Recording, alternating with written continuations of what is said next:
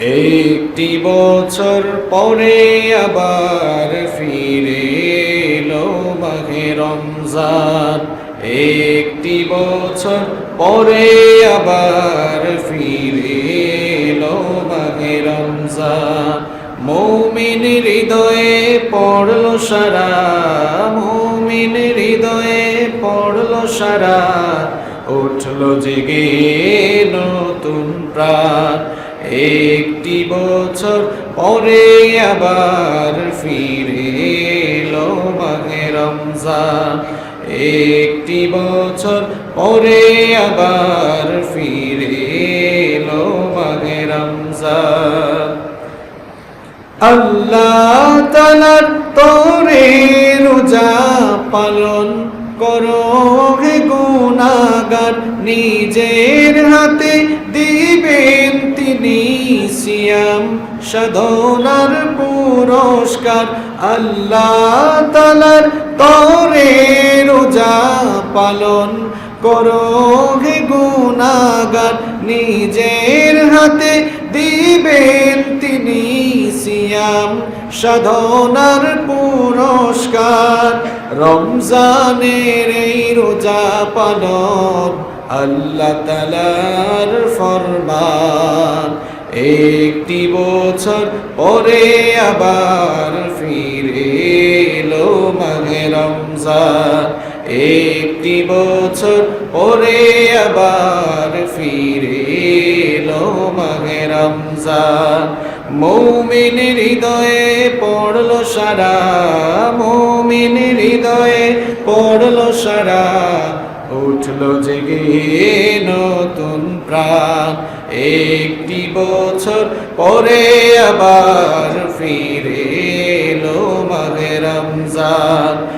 একটি বছর পরে আবার ফিরে এলো মাহে রমজান।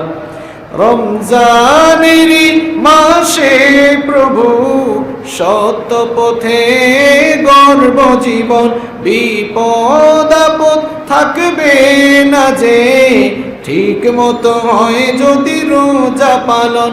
রমজানেরই মাসে প্রভু সত্য পথে গর্ব জীবন, বিপদ আপদ থাকবে না যে, ঠিক মতো হয় যদি রোজা পালন। রমজান সে তো ঢাল স্বরূপ, হৃদয়ে ভরে গাও তার গান। একটি বছর পরে আবার ফিরে এলো মাহে রমজান। একটি বছর পরে আবার ফিরে এলো মাহে রমজান। মুমিন হৃদয়ে পড়লো সারা, মুমিন হৃদয়ে পড়লো সারা, উঠলো জেগে নতুন প্রাণ। একটি বছর পরে আবার ফিরে এলো মাহে রমজান। একটি বছর পরে আবার ফিরে এলো মাহে রমজান।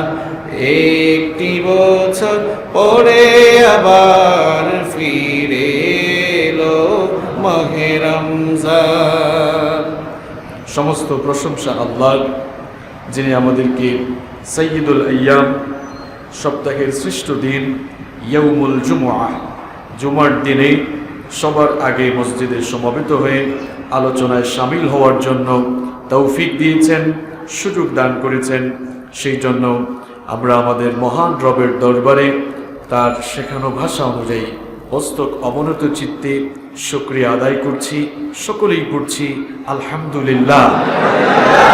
রব্বানা লাকাল হামদ হামদান কাসীরান তাইয়িবান মুবারাকান ফীহি ইয়া রাব্বি লাকাল হামদু লাকাশ শুকরু কামা ইয়ানবাগি লিজালালি ওয়াজহিকা ওয়া আযীমি সুলতানিকা।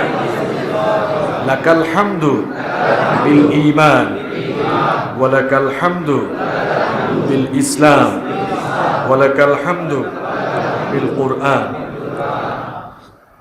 দুরুদ এবং সালাম পেশ করছি বিশ্ব মানবতার মুক্তির অগ্রদূত সৈয়দুল আম্বিয়া রাহমাতুল লিল আলামিন বিশ্ব নবী মুহাম্মদুর রাসূলুল্লাহ সাল্লাল্লাহু আলাইহি ওয়াসাল্লামের প্রতি, যিনি আমাদেরকে তাওহীদের সমাহান দীক্ষা দিয়েছেন এবং শিরক আর বেদাতের ব্যাপারে আমাদেরকে সুস্পষ্টভাবে সতর্ক করেছেন। আল্লাহুম্মা সাল্লি আলাইহি আল্লাহুম্মা বারিক আলাইহি।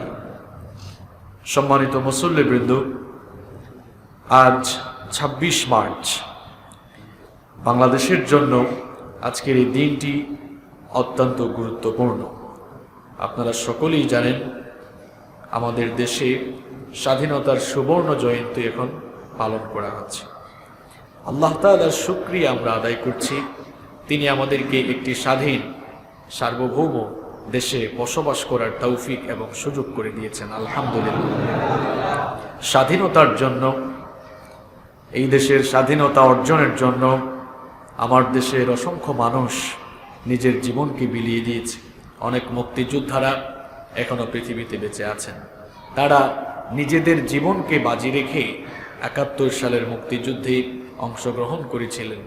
তারা তাদের নিজেদের জায়গা থেকে প্রাণান্তকর প্রচেষ্টা করেছেন, কিন্তু বিজয় লাভের জন্য তাদের উপরে যিনি রহমত করেছেন তিনি কে? আল্লাহ। এই জন্য দেশের স্বাধীনতা আমরা পেয়েছি। এই স্বাধীনতার জন্য এই দেশের প্রত্যেকটি মানুষের উচিত প্রথমত আল্লাহ তাআলার শুকরিয়া আদায় করা। কারণ আল্লাহ তাআলা যদি কাউকে মদদ না দেন, বিজয় না দেন, তাহলে মানুষ কখনো জোর করে মদদ কিংবা বিজয় ছিনিয়ে আনতে পারে না। এজন্যে আমাদেরকে যে আল্লাহ তাআলা অনুগ্রহ করে দয়া করে পাকিস্তানের সেই শোষণ থেকে মুক্তি দিয়েছেন, আল্লাহ তাআলা দয়া করে আমাদেরকে স্বাধীন একটি দেশ দান করেছেন। এই জন্য স্বাধীনতার এই সুবর্ণ জয়ন্তীতে প্রত্যেকটি সুনাগরিক, প্রত্যেকটি মুসলমান দেশপ্রেমিক মানুষের উচিত সবার আগে আল্লাহ তাআলার শুকরিয়া জানানো। জন্য আমরা আল্লাহ তাআলার শুকরিয়া আদায় করছি, সকলেই পড়ছি আলহামদুলিল্লাহ। আল্লাহ তাআলার শুকরিয়া আদায়ের পর আপনি এর সাথে সংশ্লিষ্ট ব্যক্তিদের প্রতি কৃতজ্ঞতা জানাবেন। মান লাম ইয়াশকুরিন নাস লাম ইয়াশকুরিল্লাহ। যে আল্লাহর, যে মানুষের কৃতজ্ঞতা আদায় করতে জানে না, সে আল্লাহরও শুকরিয়া আদায় করতে জানে না। এজন্য আমরা তাদের অবদানের কথাও স্মরণ করছি, যারা এই দেশের স্বাধীনতা আন্দোলনের জন্য নিজেদেরকে উৎসর্গ করে দিয়েছেন, শহীদ হয়েছেন, এবং যারা এখনো বেঁচে আছেন এই দেশের স্বাধীনতা আন্দোলনের জন্য তাদের সেই ত্যাগ, তিতিক্ষা এবং অবদানের কথা আমরা স্মরণ করছি। এবং যারা শহীদ হয়েছেন আমরা তাদের জন্য আল্লাহ সুবহানাহু ওয়া তাআলার কাছে দোয়া করছি, আল্লাহ তাআলা যেন সকলকে জান্নাতুল ফেরদাউস দান করে দেন। যে সকল বীর মুক্তিযোদ্ধারা এখনো বেঁচে আছেন, আল্লাহ তাআলা যেন তাদেরকে ঈমানের সাথে বাঁচিয়ে রাখেন, আল্লাহ তাআলা যেন তাদেরকে নেক হায়াত দান করেন। বলেন আমিন। অনেকে মনে করে যে হুজুররা মনে হয় স্বাধীনতার চেতনার বিরোধী। আসলে প্রকৃত অর্থে আলেম ওলামা যারা, তারাই দেশের স্বাধীনতা এবং সার্বভৌমত্বের অতন্দ্র প্রহরী। আমরা দেশের স্বাধীনতার জন্য যারা নিজেদেরকে ডেডিকেট করেছেন, উৎসর্গ করেছেন, আমরা তাদেরকে ভালোবাসি, শ্রদ্ধা করি বলে আমরা স্বাধীনতা দিবস হোক আর বিজয় দিবস হোক, সেই সময় আমরা শুধু ফুল দিয়ে আর 1 মিনিট দাঁড়িয়ে নীরবতা পালন করে অথবা গান বাদ্য বাজিয়ে আমরা আমাদের শহীদদেরকে স্মরণ করি না। বরং এই দেশের উলামায়ে কেরাম বিজয় দিবস হোক আর স্বাধীনতা দিবস হোক অথবা যে কোনো দিবসেই শহীদদের কথা মনে পড়লে হাত তুলে তারা তাদের মাগফিরাতের জন্য আল্লাহর কাছে দোয়া করে।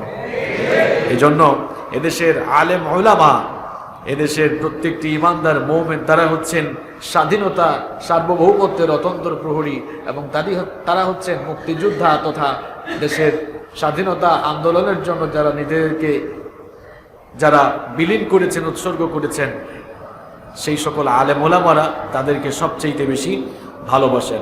ভালোবাসার বহিঃপ্রকাশ আপনি কেমনে ঘটাবেন? আপনি কাউকে ভালোবাসলে আপনি কি তার কোনো ক্ষতি করতে পারবেন? কথা বলেন না কেন? আপনি যদি কাউকে ভালোবাসেন তাহলে আপনি কখনোই তার ক্ষতি করবেন না। আমরা আমাদের শহীদদেরকে যদি সত্যিকার অর্থেই ভালোবেসে থাকি তাহলে 16ই ডিসেম্বর হোক আর 26 মার্চ হোক, 26 মার্চ অথবা 21শে ফেব্রুয়ারি হোক, সারাদিন যদি আমরা গান বাজনা নাচ গানে থাকি, শহীদদের কি কোনো সওয়াব হবে? তাদের কাছে কিছু পৌঁছাবে? কোনো মানুষ যখন দুনিয়া থেকে চলে যায়, দোয়া ছাড়া আর কোনো কিছুই তার জন্য কাজে লাগে না। এজন্য আমাদের উচিত হচ্ছে তাদের জন্য বেশি বেশি দোয়া করা, এবং তাদের সেই সংগ্রামী জীবন কাহিনী আলোচনা করা যায়, তাদের কথা স্মরণ করে, তাদের অবদানের কথা স্মরণ করে তাদের ব্যাপারে আলোচনা করা যায়, দোয়া করা যায়। আমি দেখলাম 21শে ফেব্রুয়ারিতে বিভিন্ন জায়গায় ভাষা দিবসের দিনেও বাংলা গান না বাজাইয়া হিন্দি গান বাজায়, এমন কপালপুরা আমাদের দেশে আছে না নাই? তো ভাষার জন্য যারা জীবন দিল, আপনি তাদেরকে স্মরণ করে হিন্দি গান বাজাচ্ছেন, এই বুঝি আপনার স্বাধীনতার চেতনাবোধ? আহা, আফসোস লাগে। যদি সত্যিকার অর্থেই আপনি এই দেশের সেই সোনার টুকরা মানুষদেরকে ভালোবাসেন, ভালোবাসার বহিঃপ্রকাশ হিসাবে আপনি সব সময় তাদের জন্য দোয়া করবেন, ঠিক কিনা? আল্লাহ তাআলা আমাদেরকে বুঝার তৌফিক দান করেন। সম্মানিত ভাইয়েরা, সম্মানিত মুসল্লিবৃন্দ, রমাদান আল কারীম আমাদের সামনে সমাগত। আলহামদুলিল্লাহ পড়েন। রহমত, বরকত, মাগফিরাত এবং নাজাতের বারতা নিয়ে বছরের সর্বশ্রেষ্ঠ মাস রমাদান আল কারীম আমাদের সামনে আসতেছে। রমাদানের এই মাস আল্লাহ সুবহানাহু ওয়া তাআলার কাছে বছরের অন্যান্য সকল মাসসমূহের চাইতে সর্বাধিক সম্মানিত, সর্বাধিক মর্যাদা সম্পন্ন। বছরের মধ্যে 12টি মাস রয়েছে। রমাদানের মাস ছাড়া বাকি 11 মাসের মধ্যে কোনো মাসের কথা রব্বুল আলামিন কোরআনুল কারীমে স্পেসিফিক করে বলেন নাই, কিন্তু আল্লাহর কাছে রমাদান মাসের সম্মান, আল্লাহর কাছে রমাদান মাসের ইজ্জত, রমাদান মাসের মর্যাদা এত বেশি। এই মাসটির ব্যাপারে রব্বুল আলামিন কোরআনুল কারীমে এই মাসটির নাম উল্লেখ করে এই মাসের কথা স্পেসিফিক কোরআনুল কারীমে বলেছেন। রব্বুল আলামিন এই মাসের নামটা নিজেই নিয়েছেন, শাহরু রমাদানাল্লাযী উনজিলা ফীহিল কুরআন হুদাল লিন-নাসি ওয়া বাইয়িনাতিন মিনাল হুদা ওয়াল ফুরকান। আল্লাহ তাআলা বলছেন রমাদানের মাস, যেই মাসে নাজিল হয়েছে কোরআন। মুহররম, সফর, রবিউল আউয়াল, রবিউল সানি, বছরের অন্যান্য যে 11টি মাস রয়েছে রমাদানের মাস ছাড়া, কোরআনুল কারীমের ভিতরে কি কোনো মাসের নাম আল্লাহ তাআলা স্পেসিফিক উল্লেখ করেছেন? কথা বলেন না কেন? জানবেনই বা কেমনে? কোরআন তো পড়তে মন চায় না। কোরআন পড়তে মন চাইলেই না মুখ দিয়ে জবাব আসবে। মুখে তো ঠাডা পড়ে গেছে, ঠাডা তো পড়বেই, কারণ কোরআন তো আমাদের পড়তে মন চায় না। উপন্যাস পড়তে মন চায়, গল্পের বই পড়তে মন চায়, কিন্তু কোরআন পড়তে মন চায় না।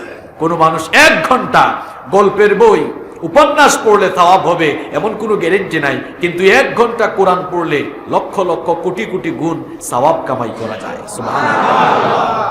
শুধু সওয়াবের দান্দায় কোরআন পড়বেন না। পৃথিবীতে কোরআনের চাইতে সর্বশ্রেষ্ঠ বিজ্ঞানময়, জ্ঞানগর্ভ কোনো গ্রন্থ আর পৃথিবীতে কোরআন পড়লে আপনার পাণ্ডিত্যের পাত্র, জ্ঞানের পাত্র পরিপূর্ণ হয়ে যাবে। কারণ এই কিতাবের ভেতরে যা কিছু রয়েছে সব কার পক্ষ থেকে নাজিল হয়েছে? আল্লাহ তাআলা এই মাসটিকে সম্মানিত করেছেন। এটি বছরের সকল মাসের চাইতে সবচাইতে দামি মাস, সবচাইতে সম্মানিত মাস। সম্মানিত মুসল্লিবৃন্দ, সম্মানিত কোনো মেহমান যখন আসে তখন তাকে মানুষ খুব সুন্দর করে রিসিভ করে, তাই না? রমাদানের মাস, এই মাসটি যখন আগমন করে, শুধুমাত্র এই মাসটির সম্মানে আল্লাহ তাআলা কি করেন দেখেন। আল্লাহ তাআলা এই মাসটির সম্মানে কি করেন দেখেন। বুখারী শরীফ এবং মুসলিম শরীফে হাদিসটি বর্ণিত হয়েছে।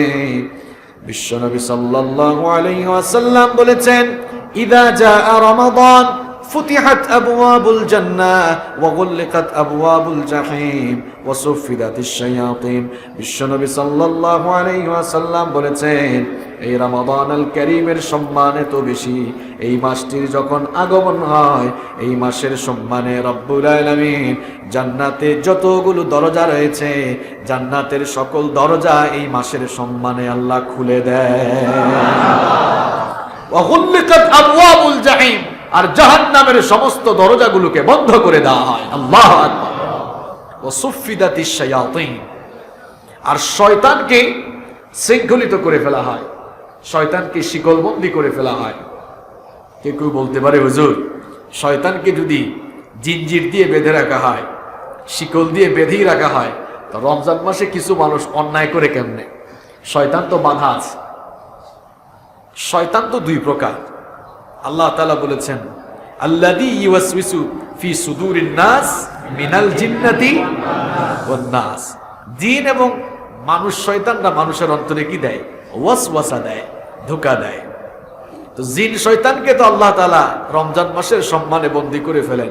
মানুষ শয়তানগুলো তো বাহিরে আছে, জেলখানার বাহিরে, এদেরকে তো আর বাধা হয় না। আর তাছাড়া সবচেয়ে বড় গুরুত্বপূর্ণ কথা হলো, রমাদানের 1 মাস শয়তানকে শিকলবন্দি করা হয়, কিন্তু বাকি 11 মাস তো শয়তান বাইরে থাকে। ওই 11 মাস শয়তান যে ধোঁকা দেয়, প্ররোচনা দেয়, এর একটা প্রভাব গিয়ে রমজান মাসেও পড়ে যায়। আর রমজান মাসেও যেই সকল মানুষগুলো শয়তানি করে, এরা শয়তানের চেয়েও বড় শয়তান। কারণ শয়তানের শয়তানি রমজানে বন্ধ হলেও তার মতো শয়তানের শয়তানি রমজানে বন্ধ হয় না। এটা হচ্ছে শয়তানের চেয়েও আরো বড় শয়তান। শয়তান জেলখানার ভেতরে থেকে, শিকলবন্দি থেকে হয়তো সে নিজেই লজ্জা পায়, আল্লাহ কেন যে তুমি আমারে শয়তান বানাইছো, হ্যাঁ তো আমার বস, সে আমার চেয়ে আরো বড় শয়তান। কারণ রমজান মাসে আমি সংযত থাকলেও, শিকলবন্দি থাকলেও, আমি ওয়াসওয়াসা বন্ধ করলেও, খারাপ কাজ বন্ধ করলেও, সে এখনো তাকে খারাপ কাজ থেকে সংযত করতে পারে নাই। আল্লাহ তাআলা আমাদেরকে হেদায়েত দান করেন।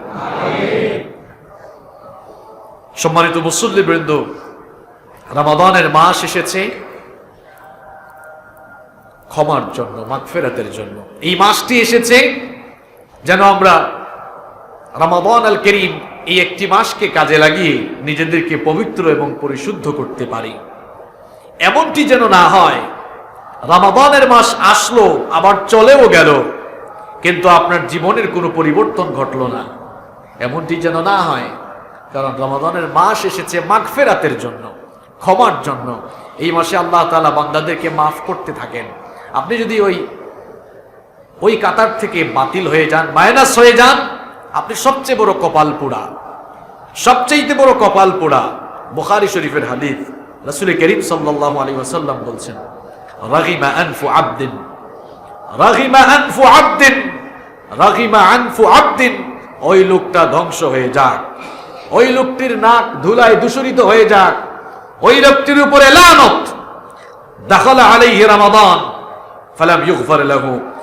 যেই লোকটির কাছে রমজানের মাস ঢুকলো, যেই লোকটি রমজানের মাস পেল, এই মাগফিরাতের মাস, ক্ষমার এই মাসটি পেও সে গুনাহগার থেকে গেল, ওই লোকটার উপরে লানত, ওই লোকটার জন্য ধ্বংস, ওই লোকটার জন্য ধ্বংস অনিবার্য।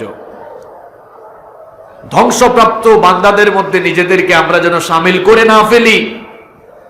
রমাদানের মাস পেয়ে আমরা যেন কেউ বঞ্চিত হয়ে না যাই। এই জন্য রমাদানের মাসকে কাজে লাগাতে হবে। আর রমাদানের মাসকে আপনি যদি ভালোভাবে কাজে লাগাতে চান, তাহলে এর জন্য পূর্ণাঙ্গ প্রস্তুতিও গ্রহণ করতে হবে। যে কোনো কাজকে সুন্দর করে করার জন্য মানুষ আগে একটি সুন্দর পরিকল্পনা করে। এই জন্য বলা হয়, the plan is half of the work. পরিকল্পনা হচ্ছে কাজের অর্ধেক। একটি সুন্দর এবং নিখুঁত পরিকল্পনার উপরে কাজের সফলতা অনেকাংশেই নির্ভর করে। আপনার পরিকল্পনা যত সুন্দর হবে, আপনার প্ল্যানিং যত স্মার্ট হবে, আপনার কাজের ফলাফলটাও তত ভালো হবে। এসএসসি, এইচএসসি এক্সাম দেওয়ার আগে একজন পরীক্ষার্থী যদি ভালো প্রস্তুতি নেয়, তার পরীক্ষা ভালো হয়। প্রস্তুতি ভালো করে না নিলে পরীক্ষাও ভালো হয় না।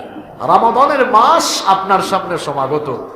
রমাদান মাস আসার আগেই একজন প্রকৃত মুমিন রমাদান নিয়ে একটা প্ল্যানিং করে ফেলে, পরিকল্পনা করে ফেলে, এর জন্য সে পূর্ণাঙ্গ প্রস্তুত হয়ে যায়। ফুটবল খেলোয়াড় ভাইয়েরা, ক্রিকেট খেলোয়াড় ভাইদেরকে বলবো, যখন প্লেয়াররা, খেলোয়াড়রা মাঠে গিয়ে ফুটবল কিংবা ক্রিকেট খেলে, খেলার আগে ওই মাঠে কিন্তু তারা বেশ কয়েকবার প্র্যাকটিস গিয়ে করে, তাই না?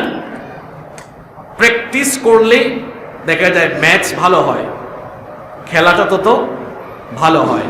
আগে থেকে যদি প্র্যাকটিস না করে, অনুশীলন চর্চা না করে, প্রস্তুতি ভালো করে না নেয়, তাহলে তার ম্যাচ, তার টুর্নামেন্ট তেমন একটা ভালো হবে না। রমাদানের মাস আমাদের সামনে সমাগত হয়েছে।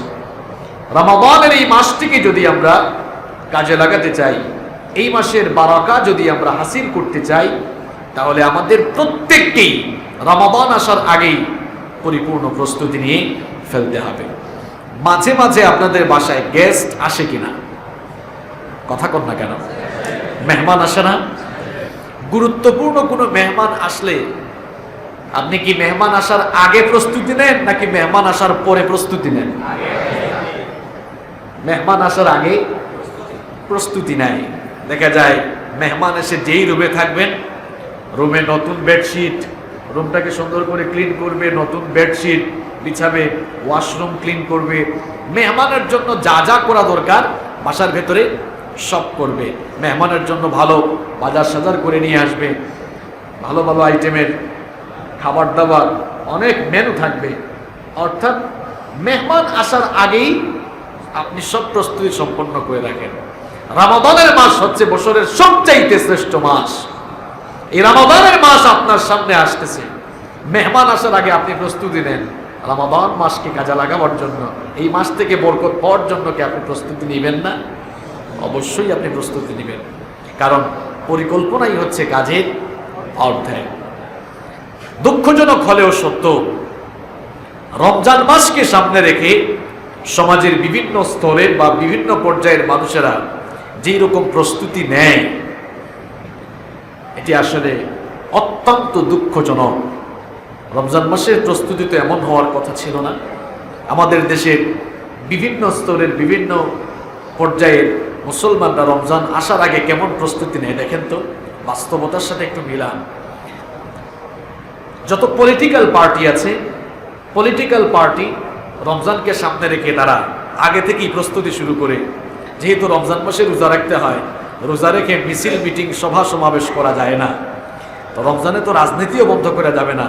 এই জন্য রমজান মাসে তারা ইফতার পার্টির নাম করে রাজনৈতিক সকল কর্মকাণ্ড চালায়। এই জন্য রমাদান আসার আগেই কোন দিন কার সাথে বসে ইফতার করবে, কোন দিন কোন জায়গায় কোন ভেন্যুতে ইফতার করবে, কোন ভেন্যু কোন মেনু, যা যা থাকা দরকার আগে থেকেই তারা রমাদান আসার আগে একটা প্ল্যানিং, পরিকল্পনা এবং প্রস্তুতি গ্রহণ করে ফেলে। এই হচ্ছে পলিটিক্যাল পার্টি বা রাজনৈতিক দল বা রাজনৈতিক নেতৃবৃন্দের রমাদান মাসের প্রস্তুতি। যারা পলিটিক্স করেন রাগ কইলেন না, আমাকে তো বাস্তবতা বলতে হবে। যারা মিডিয়ার সঙ্গে জড়িত তারাও রমজান আসার আগে প্রস্তুতি নেয়। আপনারা দেখবেন রমাদানের 2-1 মাস আগ থেকেই তারা ইসলামী সঙ্গীত, রমজানের গান, এরপরে কোরআন তেলাওয়াত, বিভিন্ন ইসলামী আলোচনার রেকর্ডিং তারা নেয়। এরপরে রমজান মাসে সেগুলো তারা চালায়, রমজান মাসে সেগুলো তারা মানে তাদের চ্যানেলে সেগুলো পরিবেশন করে। তবে রমজান মাসকে সামনে রেখে মিডিয়া দুইভাবে প্রস্তুতি নেয়। কয়ভাবে? একটা পজিটিভ আর একটা নেগেটিভ। এটা তো পজিটিভ, এটা হচ্ছে পজিটিভ। রমাদানের কিছু প্রোগ্রাম তারা তাদের চ্যানেলে, তাদের টিভি চ্যানেলে তারা পাবলিশ করে। কিন্তু রমাদানের পরে তো ঈদ আছে, তো ঈদের সময় কোন দিন কোন নাটক, কোন দিন কোন মুভি, কোন দিন কোন সিনেমা দেখাবে, রমজান আসার আগেই তারা ঠিক করে ফেলে। ঈদের প্রথম দিন, দ্বিতীয় দিন, তৃতীয় দিন, আগের দিন কোন দিন কোনটা সব আগে থেকেই রেডি। এই হচ্ছে রমজান মাসকে সামনে রেখে মিডিয়ার প্রস্তুতি। আর সরকারেরও একটা প্রস্তুতি থাকে, বাণিজ্য মন্ত্রণালয় তাদেরও একটা প্রস্তুতি থাকে রমজান মাসে যেন খাদ্য সামগ্রীর অভাব দেখা না দেয়। এই জন্য আগে থেকে রমজান আসার আগেই বিভিন্ন দেশ থেকে বিভিন্ন ধরনের খাদ্য তারা আমদানি শুরু করে। তারপরে ম্যাগাজিনওয়ালারা, পত্রপত্রিকাওয়ালা যারা, তারাও প্রস্তুতি নেয় যে রমজানের পরে তো ঈদ আসবে, তো ঈদের কোন সংখ্যা কিভাবে তারা বের করবে, এরকম প্রস্তুতি তারা নেওয়া শুরু করে। এটা হচ্ছে রমজান মাসকে সামনে রেখে ম্যাগাজিন আর পত্রিকাওয়ালাদের প্রস্তুতি। আবার ব্যবসায়ী ভাইরা যারা আছেন, তারাও রমজান মাসকে সামনে রেখে মারাত্মক প্রস্তুতি নেয়। শপিং মলে যাদের কাপড়ের দোকান আছে, তাদের তো রমজানে বেশি প্রস্তুতি, তারা আবার 5 দিনে তারাবিও শেষ করে ফেলে।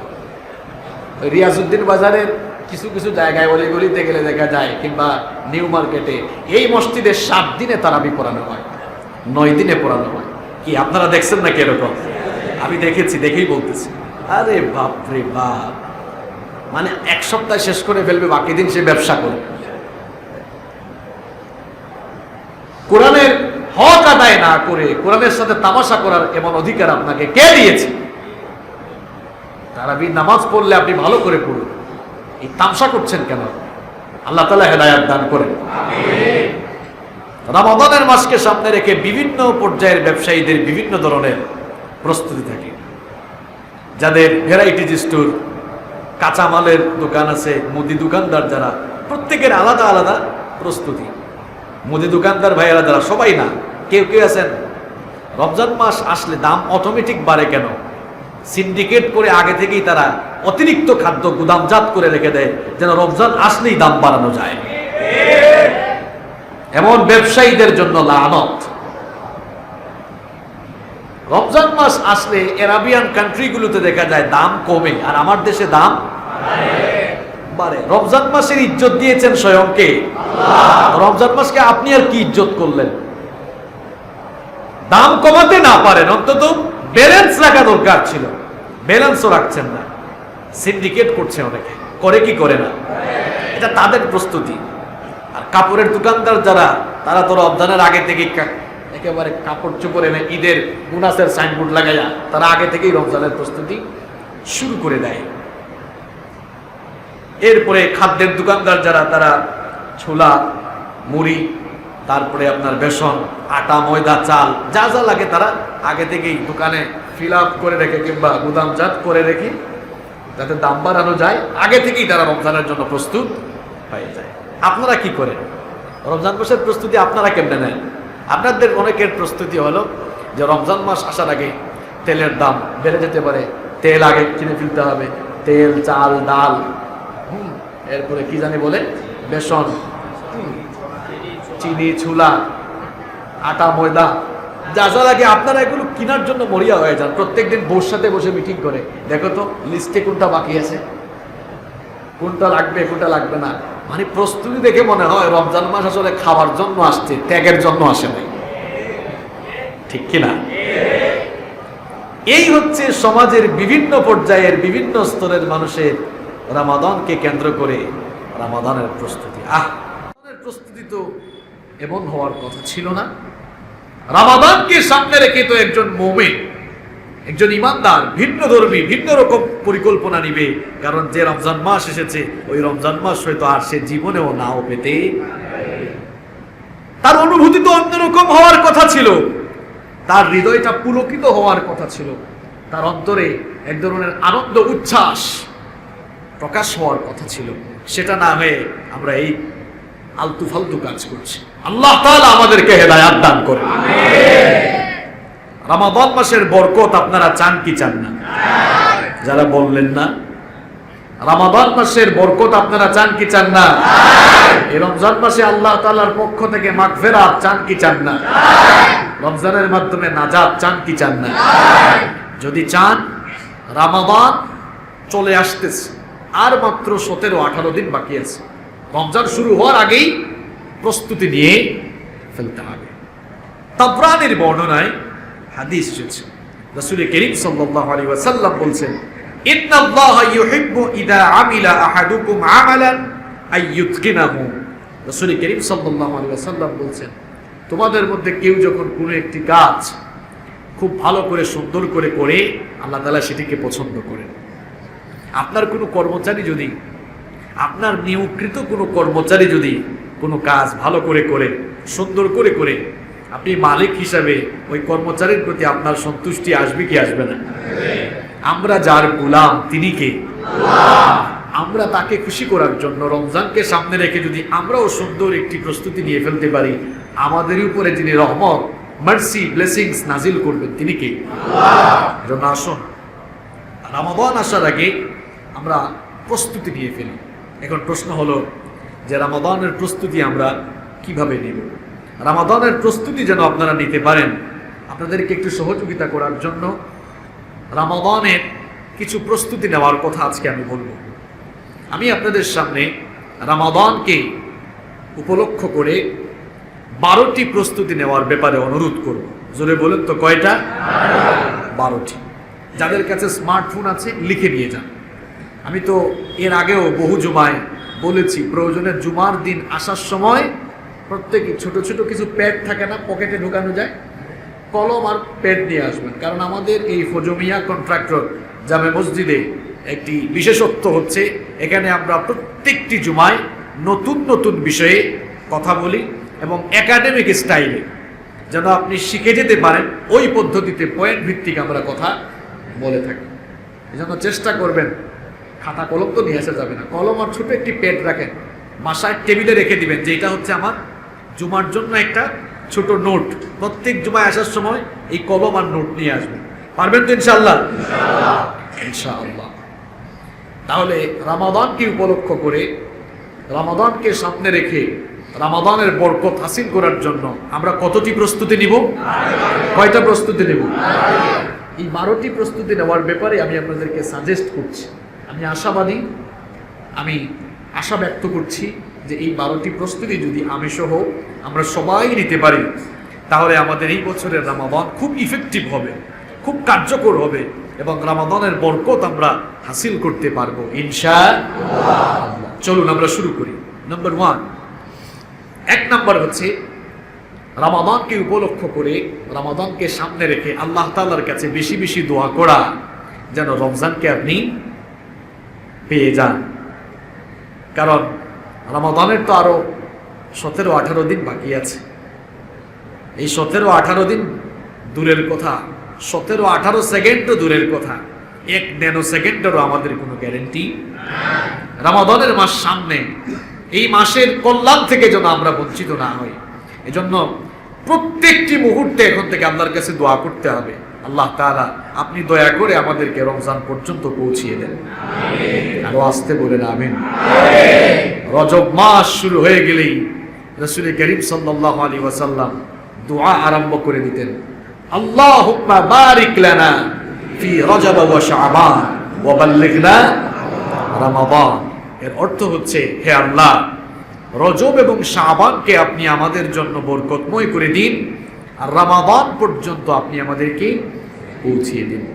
রমাদানকে উপলক্ষ করে, রমাদানকে সামনে রেখে আমাদের সকলের প্রথম প্রস্তুতি হওয়া দরকার যে আমরা বেশি বেশি আল্লাহর কাছে দোয়া করব, আল্লাহ তাআলা আপনি আমাদেরকে রমজান পর্যন্ত পৌঁছিয়ে দেন।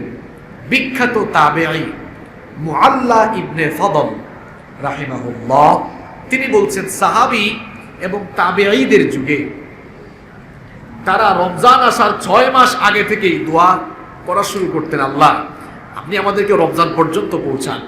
আর রমাদান শেষ হওয়ার পরে আরো 5 মাস তারা দোয়া করতেন, আল্লাহ রমজানে যে আমলগুলো করেছি এগুলো আপনি কবুল করেন। 6 আর 5 কত হইল? হিসাব বুঝতেছেন আপনারা? সাহাবী এবং তাবেঈদের আমল ছিল, সাহাবীদের মতো সোনার মানুষ পৃথিবীতে আর আছে? নবীগণের পরে এই সাহাবীরাই তো সোনার মানুষ। সাহাবীদের এবং তাবেঈদের আমল ছিল রমজান আসার 6 মাস আগে থেকে তারা দোয়া আরম্ভ করতেন, আল্লাহ আপনি দয়া করে আমাদেরকে রমজান পর্যন্ত পৌঁছায় দেন। 6 মাস শেষ হয়ে 7ম মাস রমজান শুরু হলো, 7 মাস শেষ হলে বাকি আছে কয় মাস? বাকি 5 মাস দোয়া করতেন, আল্লাহ রমজানে যে আমলগুলো করেছি এগুলো আপনি কি করেন। সম্মানিত মুসল্লিবৃন্দ, তাহলে রমাদানকে উপলক্ষ করে আমাকে আপনাকে যে প্রস্তুতি সবার আগে নিতে হবে সেটি হচ্ছে বেশি বেশি আল্লাহর কাছে দোয়া করা, আল্লাহ তাআলা যেন আমাকে, আপনাকে, আমাদের সকলকে রমজান পর্যন্ত দয়া করে পৌঁছে দেন। সবাই আওয়াজ ছেড়ে দিয়ে বলেন আমিন। তাহলে 1 নম্বর প্রস্তুতির কথা কি মনে থাকবে? 1 নম্বর প্রস্তুতি হলো বেশি বেশি, সবাই বলেন বেশি বেশি। নাম্বার 2 নম্বর হচ্ছে রমাদানের মাস যেহেতু সবচেয়ে সম্মানিত এবং মর্যাদা সম্পন্ন মাস, এই মাসের বরকত পাওয়ার জন্য নিজেকে বরকত লাভের উপযোগী বানাতে হবে। উপযোগী কেমনে বানাবেন? তাওবা ইস্তেগফার করে গুনাহের জন্য আল্লাহর কাছে মাফ চেয়ে নিজেকে আল্লাহর ক্ষমা লাভের উপযোগী বানিয়ে ফেলতে হবে। এই জন্য রমাদান আল কারীমকে উপলক্ষ করে আমাদের প্রত্যেকের 2 নম্বর যে প্রস্তুতি হওয়া দরকার, সেটি হচ্ছে বেশি বেশি আল্লাহ সুবহানাহু ওয়া তাআলার কাছে তাওবা এবং ইস্তেগফার করা। তাওবা সব সময় করা উচিত, প্রত্যেকটি মুহূর্তে করা উচিত, কারণ আমাদের চিরদুশমন শয়তান সব সময় আমাদেরকে ওয়াসওয়াসা দিয়ে গুনাহের দিকে ধাবিত করে দিতে চায়। ভুল করা একটি মানুষের স্বভাব, ভুল মানুষ করতেই পারে, কিন্তু ভুল করে ভুলের উপরে টিকে থাকা এটি মানুষের স্বভাব নয়, এটি হচ্ছে শয়তানের স্বভাব। কার স্বভাব? শয়তানের স্বভাব। খুব মন দিয়ে শোনেন, ভুল করাটা দোষের না, ভুল করে ভুলের উপর থাকা হচ্ছে দোষের। ভুল করা মানুষের স্বভাব, আর ভুল করে ভুলের উপর থাকা এটি শয়তানের স্বভাব। পৃথিবীর প্রথম মানুষ যিনি, তিনি হচ্ছেন আমাদের সকলের বাবা সাইয়্যিদিনা আদম আলাইহিস সালাম। তিনিও একটি ভুল করেছিলেন, ভুল করার পর ভুলের উপর থাকেন নাই, এই জন্য তার স্ট্যাটাস, তার সম্মান, মর্যাদা বাড়িয়ে দিয়েছেন কি? ইবলিস, সে ছিল সকল ফেরেশতাকুলদের নেতা। ফেরেশতাকুলদের নেতা ছিল, ইবাদত বন্দেগী করতে করতে তার স্ট্যাটাস এত বেড়ে গিয়েছিল যে সমস্ত ফেরেশতাদের উপরে তার মর্যাদা ছিল। একটি ভুল সে করেছিল, ভুল করার পরে ভুলের জন্য সে অনুতপ্ত হয় নাই, লজ্জিত হয় নাই, ভুলের উপরেই সে থাকলো। এই জন্য ফেরেশতাদের সর্দার থেকে সে শয়তানের সর্দারে পরিণত হয়ে গেল।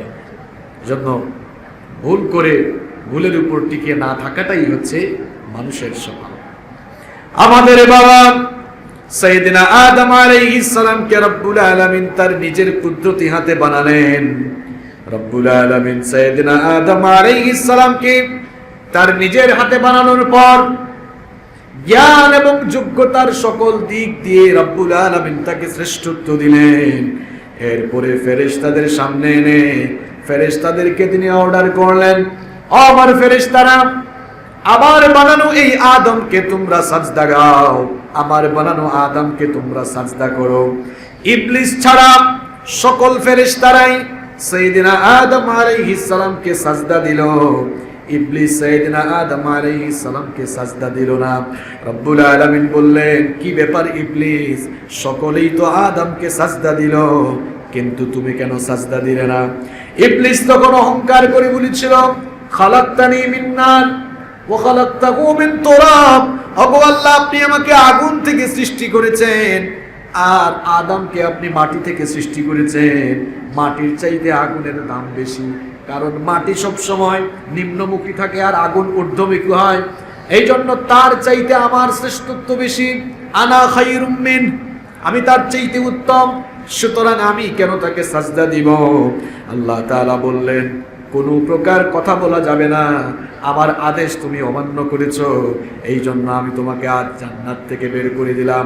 ইবলিস তখন রব্বুল আলামিনের কাছে ফরিয়াদ করল, অগরব, জান্নাত থেকে আমাকে বের করে দিচ্ছ, এতে কোনো অসুবিধা নাই, কিন্তু তোমার কাছে আমার একটি আবেদন আছে। রব্বুল আলামিন বললেন, কি আবেদন বলো? ইবলিস তখন বলেছিল, কোরআনুল কারীমের 7 নম্বর সূরা সূরাতুল আ'রাফ, কোরআনুল কারীমের 7 নম্বর সূরা সূরাতুল আ'রাফের 14 নম্বর আয়াত থেকে রব্বুল আলামিন বললেন, ইবলিস তখন আল্লাহর কাছে অ্যাপ্লিকেশন করে বলেছিল, ক্বালা আনজিরনি ইলা ইয়াউমি ইউবা'আসুন। সে বলেছিল, আল্লাহ, আপনি আমাকে ডে অফ রিসারেকশন, পুনরুত্থান দিবস পর্যন্ত, কিয়ামত পর্যন্ত অবকাশ দিন। আল্লাহ তাআলা বললেন, ঠিক আছে যা, তোর অ্যাপ্লিকেশন কবুল করলাম, ইন্নাকা মিনাল মুনজারিন, তোকে কিয়ামত পর্যন্ত অবকাশ দেওয়া হলো। সুযোগ পাইলে যা হয় আর কি।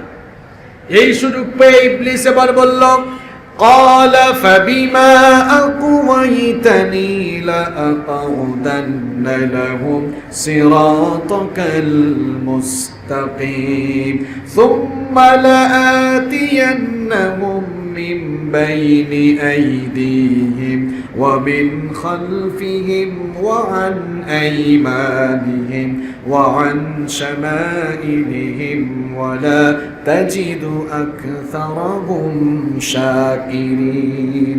ইবলিস তখন বলেছিল, ওগো আমার রব শোনো, যেই আদমের কারণে তুমি আমাকে জান্নাত থেকে বের করে দিয়েছো, ওই আদম এবং তার বংশধরদেরকে ধোঁকা দেওয়াই হবে আমার প্রধান কাজ। আমি এদেরকে সোজা রাস্তায় চলার পথে বাধা বিঘ্নতা সৃষ্টি করব, ওয়াসওয়াসা দিব, ধোঁকা দিব, প্রতারণায় ফেলবো। আমি এদেরকে সামন দিক থেকে, পেছন দিক থেকে, ডান দিক থেকে, বাম দিক থেকে, সকল দিক থেকে আক্রমণ করে ওয়াসওয়াসা দিয়ে দিয়ে তোমার জাহান্নামটাকে আমি একেবারে ভরে ফেলবো। রব্বুল আলামিন বললেন, ইবলিস তুইও ভালো করে শুনে রাখ, আমার বান্দাদেরকে, আমার গোলামদেরকে তুই ওয়াসওয়াসা দিয়ে দিয়ে একেবারে জাহান্নামের দুর্গুড়ায় নিয়ে যাবি। আর আমার বান্দাগুলো যদি তাদের ভুলগুলো বুঝতে পেরে ভুলের জন্য লজ্জিত আর অনুতপ্ত হয়ে আমার কাছে তাওবা করে মাফ চায়, আমি আমার বান্দার সারা জীবনের সকল গুনাহগুলোকে মাফ করে দেব। ইবলিস ভুল করেছিল, ভুল করে ভুলের উপরে অটল থাকলো, আল্লাহর কাছে মাফ চাই না, আরো অহংকার করলো। তার মর্যাদা বেড়েছে না কমেছে? এমন কমছে যে আল্লাহ তাকে জান্নাত থেকেই বের করে দিয়েছেন, তাকে আল্লাহ তাআলা মারদুদ বানিয়েছেন, বিতাড়িত করে দিয়েছেন, অভিশপ্ত করে দিয়েছেন। আমাদের বাবা আদম আলাইহিস সালাম তিনিও ভুল করেছিলেন, কিন্তু ভুল করার পরে তিনি ইবলিসের মতো অহংকার করেন নাই, ভুলের উপর থাকেন নাই, লজ্জিত হয়ে মাফ চেয়েছেন কার কাছে? রব্বুল আলামিন আমাদের বাবা সাইয়েদনা আদম আলাইহিস সালামকে নিজের হাতে বানালেন। এরপরে তিনি তার থেকে তার স্ত্রী হাওয়া আলাইহিস সালামকে সৃষ্টি করলেন। তারপরে আদম আলাইহিস সালামকে বললেন, ও আদম, তুমি আর তোমার স্ত্রী আমার বানানো জান্নাতের ভেতরে সানন্দে বসবাস করো, কিন্তু খবরদার ওই নিষিদ্ধ গাছটার কাছে যাও না। ইবলিস জান্নাত থেকে বিতাড়িত হওয়ার পর সে তার শয়তানি মিশন এবং ভিশন সেদিন থেকে শুরু করেছিল। সে প্রতারণা দিয়ে, ধোঁকা দিয়ে আমাদের বাবা আদম আলাইহিস সালাম আর আমাদের মা হাওয়া আলাইহিস সালাম এই দুইজনকে ধোঁকা দিয়ে দিয়ে নিষিদ্ধ গাছের কাছে নিয়ে গেল, এমনকি নিষিদ্ধ গাছের ফল আস্বাদন করালো। আল্লাহ তাআলার আদেশকে অমান্য করার কারণে আল্লাহ তাআলা আমাদের বাবা সাইয়েদনা আদম আলাইহিস সালাম আর আমাদের মা হাওয়া আলাইহিস সালাম দুজনকেই জান্নাত থেকে বের করে দুনিয়াতে পাঠিয়ে দিলেন। তারা তাদের ভুলগুলো বুঝতে পারলেন, ভুল বুঝতে পেরে ভুলের জন্য লজ্জিত হলেন, অনুতপ্ত হলেন, রব্বুল আলামিনের কাছে মাফ চাইলেন, ক্ষমা পাওয়ার উপায় তারা তালাশ করতে লাগলেন। শেষ পর্যন্ত রব্বুল আলামিন তার নবী আদম আলাইহিস সালাম, তার বান্দা আদম আলাইহিস সালাম এবং আমাদের মা হাওয়া আলাইহিস সালাম এই দুইজন ভুল করে লজ্জিত হওয়ার কারণে রব্বুল আলামিন তাদের প্রতি দয়া পরবেশ হয়ে তাদেরকে তাওবার নিয়ম শিখালেন। আর তাদেরকে তিনি বললেন, তোমরা আমার কাছে ফরিয়াদ করো, রব্বানা যালামনা আনফুসানা ওয়া ইল্লাম তাগফির লানা ওয়া তারহামনা লানাকুনান্না মিনাল খাসিরিন। তারা দোয়া করেছিলেন, রব্বানা যালামনা আনফুসানা, ওগো আমাদের রব, আমরা আমাদের নিজেদের উপরে জুলুম করে ফেলেছি, ওয়া ইল্লাম তাগফির লানা ওয়া তারহামনা, যদি আপনি আমাদেরকে মাফ না করেন, আমাদের উপরে রহম না করেন, লানাকুনান্না মিনাল খাসিরিন, তাহলে আমরা ক্ষতিগ্রস্তদের মধ্যে শামিল হয়ে যাব। আমাদের বাবা আদম আলাইহিস সালাম আর আমাদের মা হাওয়া আলাইহিস সালাম আল্লাহর দেওয়া নিয়ম মোতাবেক তাওবা করে তারা যখন আল্লাহর কাছে ফরিয়াদ করলেন, রব্বুল আলামিন তাদের ভুলগুলো মাফ করে দিয়ে তাদের তাওবা কবুল করে তিনি তাদেরকে মাফ করে দিলেন। তাহলে ভুল করতে থাকা, ভুলের উপরে অটল থাকা, এটি কার স্বভাব? আর ভুল করে লজ্জিত হয়ে তওবা করে ফেলা, এটি কার স্বভাব? আদমের স্বভাব, মানুষের স্বভাব। রমাদানের মাস সামনে, মানুষের স্বভাব যেন আপনার ভেতরে থাকে। তওবা করে রমজান মাসে ঢোকার দরকার আছে না নেই? তাওবা এটি মুমিন বান্দার প্রাত্যহিক সবসময়ের আমল হওয়া উচিত। কারণ রাসূল করিম সাল্লাল্লাহু আলাইহি ওয়াসাল্লাম রেগুলার প্রত্যেক দিন আল্লাহ তাআলার কাছে তাওবা করতেন। আর কতবার করতেন শুনেন, বুখারী শরীফের হাদিস। আল্লাহর নবী বলেছেন, ওয়াল্লাহি, আল্লাহর কসম, ইন্নী লা আস্তাগফিরুল্লাহ ওয়া আতুবু ইলাইহি ফিল ইয়াউমি আকসারা মিন ৭০ মাররা। আল্লাহর নবী বলছেন, আল্লাহর কসম, আমি নবী হওয়া সত্ত্বেও প্রত্যেক দিন আল্লাহর কাছে ৭০ বারের বেশি তাওবা করি। এটা বুখারীর বর্ণনা। আর মুসলিম শরীফের বর্ণনায় এসেছে, রাসূল করিম সাল্লাল্লাহু আলাইহি ওয়াসাল্লাম বলছেন, ইন্নী আতুবু ইলাইহি ফিল ইয়াউমি মিআতা মাররা। আমি নবী হওয়ার পরেও রেগুলার আল্লাহর কাছে ১০০ বার তওবা করি। খালি সুবহানাল্লাহ পড়ে চলে গেলে চলবে না। নবীজি, যার জীবনে গুনাহের কোনো ছিটে ফুটাও নাই, জন্ম থেকে নিয়ে ওফাত পর্যন্ত, নবুয়তের আগেও মাসুম, পরেও, যার জীবনে গুনাহের কোনো দাগ নাই, গুনাহের কোনো ছিটে ফুটাও নাই, নবী হওয়া সত্ত্বেও তিনি ৭০ বার ১০০ বার তওবা করতে পারেন। আর আপনি তো গুনাহগার মানুষ, আমি আপনি গুনাহ করি সব সময়। আমি আপনি প্রত্যেক দিন তওবা করি কতবার, আর করা উচিত ছিল কতবার? নিজের বিবেককে প্রশ্ন করুন। একবারও তো তওবা করতে মন চায় না। কুল্লু ইবনে আদম খাত্তাউন ওয়া খায়রুল খাত্তাইন আত-তাওয়াবুন। মানুষ মাত্রই গুনাহগার, মানুষ পাপ করতে পারে, কিন্তু এই ভুল করা, গুনাহ করা, পাপ করা মানুষদের মধ্যে আল্লাহর কাছে তারা প্রিয়, যারা গুনাহ করার পর রবকে ভয় করে, ভুলের জন্য লজ্জিত হয়ে আল্লাহর কাছে তওবা করে ফেলে। সুবহানাল্লাহ। রমাদানের বরকত হাসিল করার জন্য, রমাদান মাসকে পরিপূর্ণভাবে কাজে লাগাবার জন্য, রমাদানের এই মাস আসার আগেই নিজেকে ক্ষমা লাভের যোগ্য বানাতে হবে, নিজেকে আগে তৈরি করতে হবে। আর এজন্য কি করা লাগবে? কি করা লাগবে?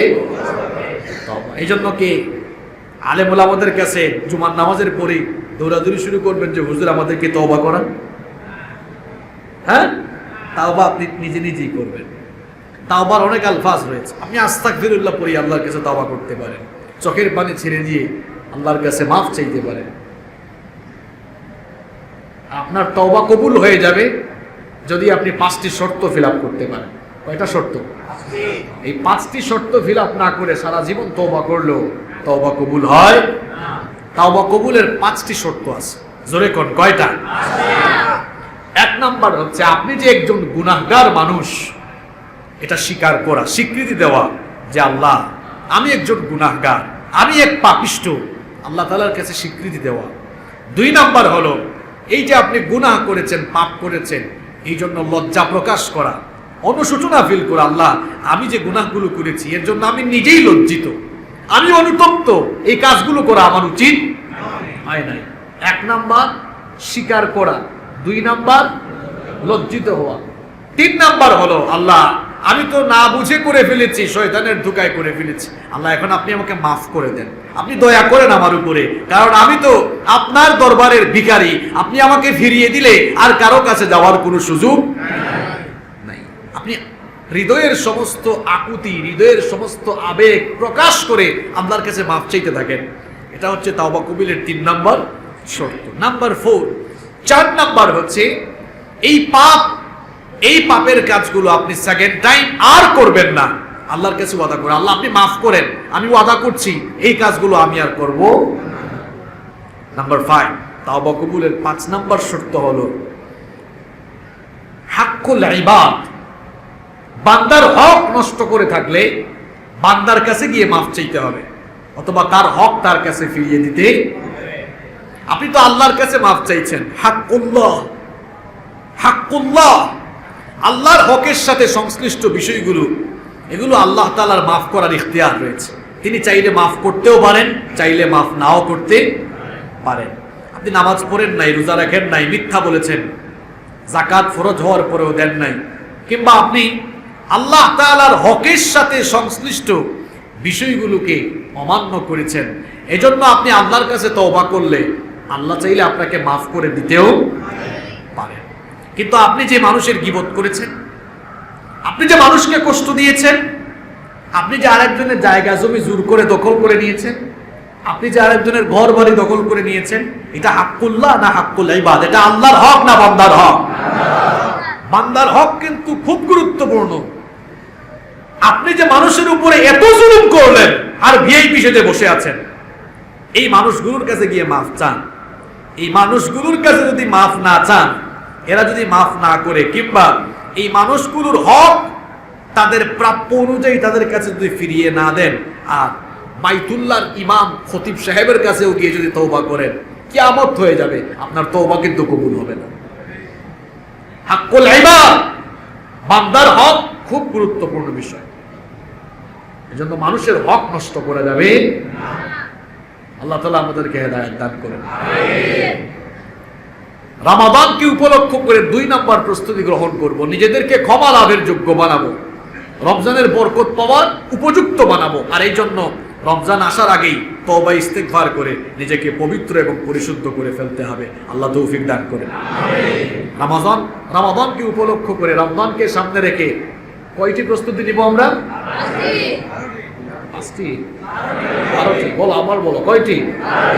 12টি। কয়টি বলছি? কয়টা বলো তো? 2টা বলছি। কয়টা বলছি? 1 নম্বর কি? তোমার থেকে তো ভালো, দেখছো, ও তোমার চেয়ে বয়সে ছোট। কয়টা বললাম? 1 নাম্বার, বেশি বেশি দোয়া করা। কিসের জন্য দোয়া করা? আল্লাহ আরো খাওয়ার তৌফিক দান করেন। তাহলে কি দোয়া করা? আল্লাহ রমজান পর্যন্ত আপনি আমাদেরকে পৌঁছে দেন। আর 2 নাম্বার, তওবা ইস্তেগফার করে নিজেকে রমজানের বরকত বানানোর, আপনি আপনাকে রমজানের বরকত পাওয়ার উপযুক্ত বানানো। নাম্বার 3 নাম্বার হলো রমাদানের প্রতি ব্যাপক আগ্রহ, উৎসাহ এবং উদ্দীপনা সৃষ্টির লক্ষ্যে রমাদানের কাউন্টডাউন শুরু করা, গণনা করা প্রত্যেক দিন। গত সপ্তাহেও আমি এটা বলেছিলাম যে রমজানকে সামনে রেখে রমজানের প্রতি আগ্রহ, উৎসাহ, উদ্দীপনা সৃষ্টির লক্ষ্যে একটা কাউন্টডাউন শুরু করে দেন। গণনা করেন যে রমজানের আর মাত্র 17 দিন বাকি, আর মাত্র 17 দিন, এত ঘন্টা, এত মিনিট, এত সেকেন্ড। মাঝে মাঝে ফেসবুকেও পোস্ট করবেন তো? ফেসবুকে পোস্ট করবেন যে রমজানের আর 15 দিন বাকি, রমজানের আর 14 দিন বাকি। তাহলে আপনার সাথে ফ্রেন্ড লিস্টের যারা যুক্ত আছে, তাদের মাঝেও এই রমাদান যে আসতেছে এর একটা আবহ, একটা উৎসাহ, উদ্দীপনা তাদের মাঝেও বিরাজ করবে। এই যে আমিও তো আপনাদের মাঝে উৎসাহ, উদ্দীপনা সৃষ্টির লক্ষ্যে আজকে আলোচনা শুরুর আগে রমজানের একটি সঙ্গীত পরিবেশন করেছি। এটা এমনি এমনি বলি নাই, কেন? যেন আপনাদের মধ্যে একটা উৎসাহ, রমজান যে আসছে এই মেসেজ, এই বার্তা যেন আপনাদের কাছে চলে যায়। আপনাদের ঘরের মধ্যে গান না বাজায়া, আপনাদের ঘরের মধ্যে আলতু ফালতু গান না বাজায়া, এই যে রমজান আসতেছে, ইউটিউব থেকে রমজানের যত গান আছে, রমজানের সকল সঙ্গীত ডাউনলোড করে এই 15-16 দিন খালি বাজাইতে থাকবেন। পারবেন তো ইনশাল্লাহ? লাউড স্পিকার দিয়ে, তবে মানুষের ক্ষতি করে নয়, মানুষের ক্ষতি করে। এই যে রমজানের সঙ্গীত চলবে ঘরে, সবার মধ্যে একটা উৎসাহ, এমনকি বাচ্চাদের মধ্যেও দেখবেন আগ্রহ কাজ করে, বুঝছি মনে হয় রমজান মাস চলে আসছে। তাহলে রমাদানকে সামনে রেখে আমাদের 3 নাম্বার প্রস্তুতি হবে, আমরা এখন থেকে কাউন্টডাউন করা শুরু করে দিব ইনশাআল্লাহ। নাম্বার 4 নাম্বার হচ্ছে রমাদানের যে আলোচনাগুলো কোরআন এবং হাদিসে রয়েছে, আপনার সাধ্য অনুযায়ী সেগুলো একটু জেনে নেওয়ার চেষ্টা করা। আচ্ছা বলেন তো, কোনো জিনিস জানলে সেটা করতে যেমন সুবিধা হবে, না জানলে কি করতে তেমন সুবিধা হবে? মানার চাইতে জানার গুরুত্ব বেশি। জানলে সঠিকভাবে মানা যায়, পালন করা যায়, কিন্তু না জানলে সঠিকভাবে চালানো। এক লোক ড্রাইভিং জানে না, গিয়ে ড্রাইভিং স্টার্ট করছে, গাড়ি চালাইলে অ্যাক্সিডেন্ট করার সম্ভাবনা আছে না নেই? ড্রাইভিং জানে, এরপরে ড্রাইভিং সিটে বসেছে, তাহলে গাড়ি সে ভালোভাবে চালাতে। রমাদানের মাসকে আপনি কিভাবে ভালোভাবে কাজে লাগাবেন, এই জন্য রমাদান সংক্রান্ত জ্ঞান আপনাকে অর্জন করা দরকার। প্রত্যেকেই কোরআনুল কারীমের 2 নাম্বার সূরা, সূরাতুল বাকারা এর 183 নাম্বার আয়াত থেকে 185 নাম্বার আয়াত, এখানে পূর্ণাঙ্গ একটি রুকু রয়েছে। রমাদানের ব্যাপারে আল্লাহ তাআলা একটি পূর্ণাঙ্গ রুকু নাজিল করেছেন। সুবহানাল্লাহ। বাড়িতে গিয়ে এই 183 থেকে 185 নাম্বার আয়াত পর্যন্ত বাংলা অনুবাদ ব্যাখ্যা সহ বুঝে পড়ার চেষ্টা করবেন ইনশাআল্লাহ। আপনার কালেকশনে হাদিসের কিতাব থাকলে রমাদান, সিয়াম, কিয়াম এই সংক্রান্ত হাদিসগুলো আপনি পড়েন। রমজান মাস সামনে আসতেছে, কত টাকা, কত পয়সা, কত দিকে খরচ করেন। আজকে বিকেলে অথবা আগামীকাল একটু আন্দরকিল্লায় যান, গিয়ে লাইব্রেরিগুলোতে খোঁজ করেন, দেখি তো ভাই ভালো কোনো লেখকের রমজান সংক্রান্ত বই আছে কিনা। এগুলো কালেক্ট করেন, ছোট ছোট বই বাসায় এনে পড়া শুরু করেন। তাহলে রমাদানের বিভিন্ন মাসআলা মাসাইল, রমাদান এবং সিয়াম সংক্রান্ত অনেক জ্ঞান আপনি হাসিল করতে পারবেন। যখন জানবেন মানতেও অনেক সুবিধা। প্রত্যেকেই রমজানকে সামনে রেখে কয়েকটা বই কিনবেন। কারা কারা পারবেন না হাত তুলেন তো। দেখছেন একজন পারবে না, ভুল করে হাত তুলছে। আমরা সবাই পারবো ইনশাআল্লাহ।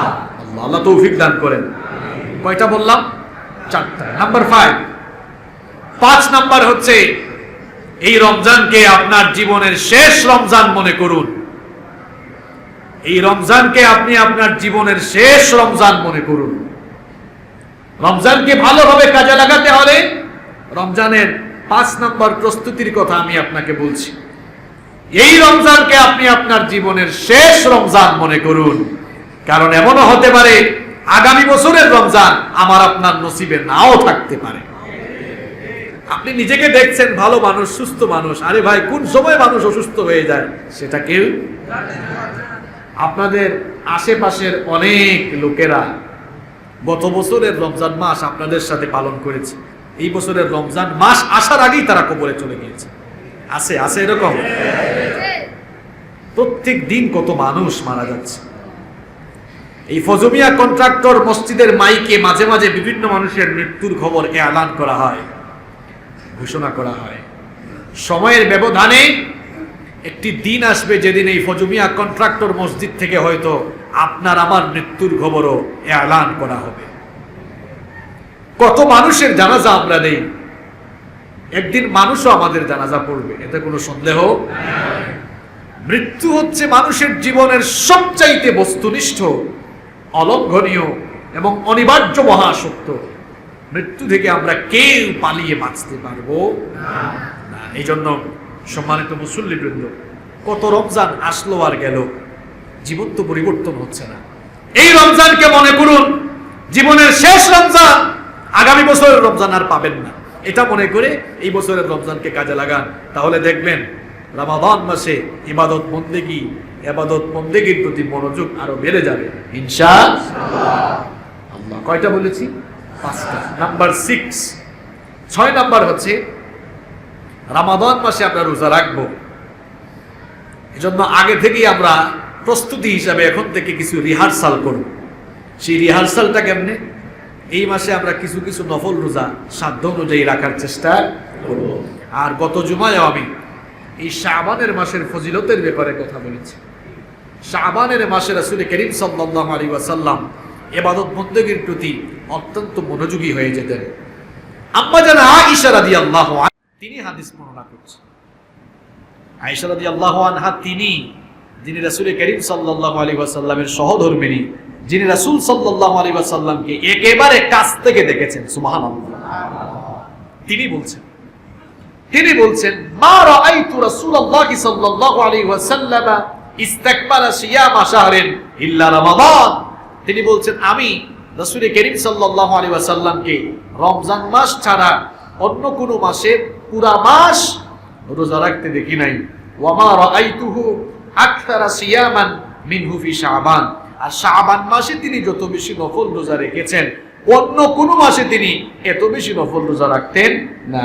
অন্য বর্ণনায় এসেছে, বুখারীর হাদিস, আম্মা জান আয়েশা রাদিয়াল্লাহু আনহা বলছেন যে কানা ইয়াসুমু শাবান কুল্লা। মাঝে মাঝে এমন হতো যে তিনি প্রায় পুরা শাবান মাসই রোজা রেখে ফেলতেন। কানা ইয়াসুমু শাবান ইল্লা কলিলা। মাঝে মাঝে অল্প কয়েকদিন ছাড়া পুরা শাবান মাসই তিনি রোজা রেখে ফেলতেন। আল্লাহর নবীকে উসামা ইবনে যায়েদ রাদিয়াল্লাহু আনহু প্রশ্ন করলেন, ইয়া রাসূলুল্লাহ, বলেন সাল্লাল্লাহু আলাইহি ওয়াসাল্লাম, আপনি এই রমজান মাসে, আপনি এই শাবান মাসে এত রোজা রাখেন কেন? আল্লাহর নবী বললেন, দুটি কারণে শাবান মাসে আমি বেশি রোজা রাখি। জোরে কোন কয়টা কারণ? এক নাম্বার হচ্ছে যালিকা শাহরুন ইয়াগফুলুন নাসু আনহু বাইনা রাজাব ওয়া রমাদান। রজব এবং রমাদানের মধ্যবর্তী মাস হচ্ছে শাবান। এই মাসটাকে মানুষ গাফলতি করে কাটায়। যখন সবাই গাফলতি করে তখন আমি এই মাসটাকে গুরুত্ব দেই আল্লাহ তাআলার নৈকট্যশীল হওয়ার জন্য। আর দুই নম্বর কারণ হলো ওয়া হুয়া শাহরুন তুরফাউ ফীহিল আমালু ইলা রাব্বিল আলামিন। এই মাস হচ্ছে সেই মাস, এই মাসে পৃথিবীর সকল মানুষের বার্ষিক আমলের রিপোর্ট আল্লাহর সামনে ফেরেশতারা পেশ করে। সুবহানাল্লাহ। ফাউহিব্বু আইয়ুরফা আমালি ওয়া আনা সাইম। আমি পছন্দ করি আমার আমলনামা ফেরেশতা যখন আল্লাহর সামনে তুলে ধরবে, আল্লাহ যেন দেখেন যে যখন আমার আমলনামা পেশ করা হচ্ছে তখনও আমি রোজাদার ছিলাম। সুবহানাল্লাহ। গত সপ্তাহে একটা এক্সাম্পল দিয়েছিলাম, মনে করিয়ে দিচ্ছি আবারও। আপনি একটা কোম্পানিতে চাকরি করেন, আপনি একটি প্রতিষ্ঠানে চাকরি করেন, হঠাৎ করে আপনার কোম্পানি, আপনার প্রতিষ্ঠানের ঊর্ধ্বতন কোনো কর্মকর্তা পরিদর্শনে এসে দেখলেন আপনি ফোনে ব্যস্ত, কাজ রেখে আপনি অন্য কোনো যে কোনো কিছু নিয়ে ব্যস্ত, সবসময় কাজ করেন, কিন্তু ওই পরিদর্শক এসে দেখলেন আপনি কাজ করেন না। আপনার প্রতি তার দরদ বাড়বে না কমবে? হ্যাঁ, বাড়বে। কাজ না করলে বাড়বে। আর আপনি কাজ করছেন, সবসময় কাজ করেন, পরিদর্শক এসে দেখলেন তখনও কাজ করছেন, আপনার প্রতি তার আন্তরিকতা তখন বাড়বে না কমবে? আপনার সামনে এই মাসে, এই শাবান মাসে আমার আপনার সবার আমলনামা পেশ করা হবে। ফেরেশতারা যদি আমলনামা পেশ করার সময় বলে আল্লাহ আজকের দিনেও তোমার বান্দা রোজা রাখতেছে, আল্লাহ খুশি হবেন না বেজার হবেন? কারণ রোজা আল্লাহর কাছে এত পছন্দ। আল্লাহ তাআলা বলছেন আস-সাওমু লি ওয়া আনা আযজি বিহি। রোজা আমার জন্য, রোজার পুরস্কার আমি আমার রোজাদার বান্দাকে আমার নিজের হাত দিয়ে দেব। সুবহানাল্লাহ। এজন্য আল্লাহর নবী এই মাসে বেশি বেশি নফল রোজা রেখেছেন। এজন্য রিহার্সাল হিসাবে, রমজানের প্রস্তুতি হিসাবে আমরা এই মাসে, শাবানের এই মাসে, এখনো তো আরো 17-18 দিন বাকি আছে, আমরা আমাদের সাধ্যমতো কিছু নফল রোজা রাখার চেষ্টা করব ইনশাআল্লাহ। নাম্বার 7, 7 নাম্বার হচ্ছে রমাদানের মাস। এটি বছরের সবচেয়ে শ্রেষ্ঠ মাস। এই জন্য এই মাসে বেশি বেশি ইবাদতের মন মানসিকতা তৈরি করতে হবে, বেশি বেশি ইবাদত করার মন মানসিকতা তৈরি করতে হবে।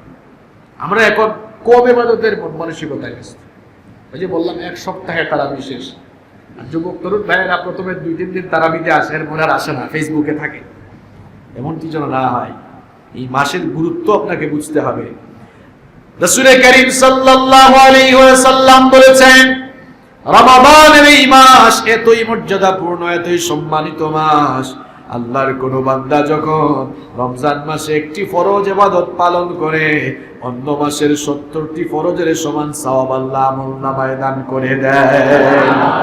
এই মাসে আল্লাহর বান্দা যখন একটি নফল ইবাদত পালন করে, নফল আদায় করে, অন্য মাসের ফরজের সমান সওয়াব আল্লাহ আমলনামায় দান করে দিবে। এই মাসে কেউ উমরা করলে হজের সমান সওয়াব পায়। সুবহানাল্লাহ। তাহলে যেই মাসে একটা ফরজ আদায় করলে 70টা ফরজের সমান সওয়াব পাওয়া যায়, যেই মাসে একটা নফল আদায় করলে অন্য মাসের ফরজের সমান সওয়াব পাওয়া যায়, ওই মাসে বেশি বেশি ইবাদত পালন করার মন মানসিকতা সৃষ্টি করার দরকার আছে না নাই? যেন রমাদানকে সামনে রেখে আমাদের 7 নাম্বার প্রস্তুতি হবে যে এই মাসে আমরা বেশি বেশি ইবাদত করব। এই জন্য এখন থেকে নিজেদের মন মানসিকতা সেরকম করে তৈরি করে ফেলতে হবে ইনশাআল্লাহ। নাম্বার 8 নাম্বার হচ্ছে বিগত বছরের রোজাগুলো যদি আপনার কাজা কিংবা কাফফারা হয় কোনো কারণে, কাজা কাফফারাগুলো আদায় করে ফেলতে হবে।